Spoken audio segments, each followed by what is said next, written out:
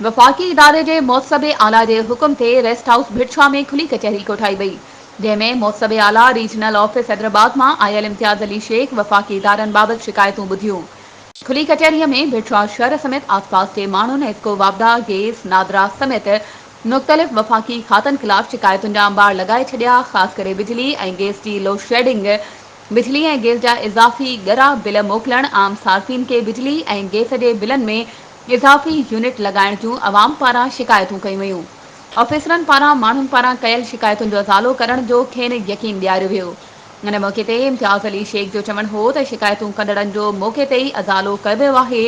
अवाम खे वधीक रिलीफ ॾींदासीं। माण्हुनि सादे कागज़ ते शिकायतुनि जी दरख़्वास्त लिखत में असांखे ॾेई पंहिंजा जाइज़ मसइला हल कराए सघनि था।